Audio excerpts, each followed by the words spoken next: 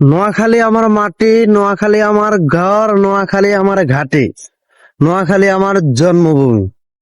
আর তুই এই নোয়াখালী লইয়া আজে বাজে কথা বলবি, নোয়াখালী ফলাফল তোর ছেড়ে দিবে? অত সোজা? অত সোজা না ভাইয়া।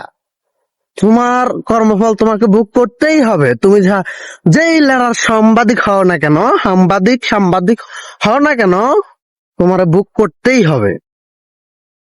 বুঝছো? তুমি মনে করছো তুমি সাংবাদিক, তুমি হাম্বাদিক, তুমি যা করবে তা ওই জনগণ খাইবেন না। Noakhali, Noakhali is brand. নোয়াখালী, নোয়াখালী নিয়ে ট্রল করবা, আর তুমি মনে করছো তুমি শাহিন শাহর মতো চলবা, হ্যাঁ? পিছন দিয়ে গরম ডিম এমন ভাবে দিবে না, ওই গরম ডিম লইবে, আর সেই ক্ষমতা তোমার নাই, বুঝছো?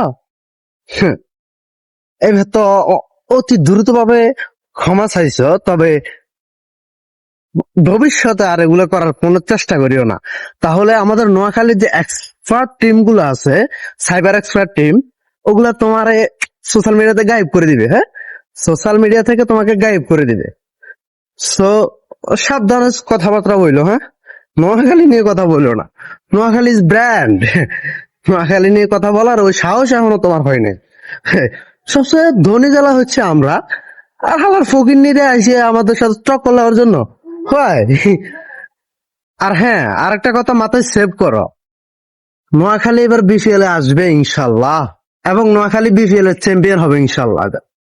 So be careful.